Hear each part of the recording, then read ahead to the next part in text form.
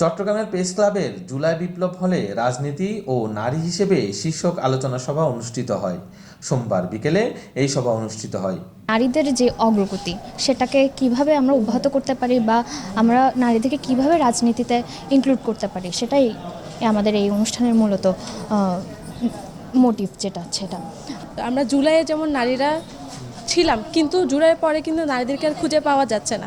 আমাদের মূল উদ্দেশ্য হচ্ছে নারীদেরকে এখন একত্রিত করা, আমাদের প্রীতিলতাকে সামনে আনা। যেমন আমরা দেখতে পাচ্ছি যে আমরা চট্টগ্রামের কথা যদি বলি, এটা খুবই কনজারভেটিভ, নারীরা বাহিরে আসতে খুবই আনসেফ ফিল করে। অ্যান্ড সেই জায়গা থেকে আমাদের উদ্দেশ্য শুধু এটাই যেন নারীরাও সামনে এগিয়ে আসতে পারে, তাদের সামনে আনার জন্যই আজকে আমাদের মূল প্রোগ্রামটা আসলে। অনুষ্ঠানের উপস্থাপনায় ছিলেন নীলা আফরোজা। তিনি বলেন, জুলাই বিপ্লবের নারীদের ভূমিকা ছিল গুরুত্বপূর্ণ। জুলাই বিপ্লবের পর থেকেই নারীদের কোণঠাসা করা রাখা হয়েছে। যে কোনো অনুষ্ঠানে নারীদেরকে ডাকা হয় না, সব জায়গায় ছেলেদের প্রাধান্য দেওয়া হয়। আমাদের চট্টগ্রামের প্রেক্ষাপটে নারীদের রাজনীতিটা আসলে একটা দুঃস্বপ্নের মতো। তো তারপরেও বিপ্লবে চট্টগ্রামের মেয়েদের যেই ধরনের ভূমিকা ছিল, সেই ভূমিকা আসলে কোনো কালেই অস্বীকার করার মতো না।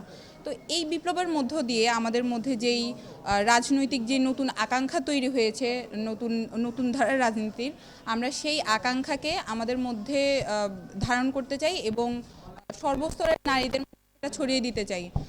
বাংলাদেশের 51% ভোটার কিন্তু নারী, কিন্তু সেই হিসেবে রাজনীতি করার অধিকার বা রাজনীতি করার মতো ওই রকম প্ল্যাটফর্ম অথবা ওই রকম অবস্থা কিন্তু আমাদের বাংলাদেশে নাই। তো এই বাস্তবতাকে মেনে নিয়ে এই যে নারীদের জন্য নারীরা যাতে রাজনীতিতে আরও সক্রিয় হয়, কিংবা নারীদের রাজনীতি করতে যাতে যেই বাধা বিপত্তিগুলো আছে, এই বাধা বিপত্তিগুলোকে কাটিয়ে ওঠার জন্যই চট্টগ্রামের নারী সেল কাজ করবে, এনসিপির নারী সেল কাজ করবে। আমাদের এই সভার মাধ্যমে সবাইকে জানাতে চাই, আমরা নারীরা পিছিয়ে থাকতে চাই না। আমরা নারী হয়ে সামনের দিকে থাকতে চাই, সমাজে মাথা তুলে থাকতে চাই। সব জায়গাতে নারীদের বৈষম্য করা হয়। আমরা নারী যাতে বৈষম্য শিকার না হয় সেই উদ্দেশ্যকে সফল করার জন্যই এই আলোচনা সভা।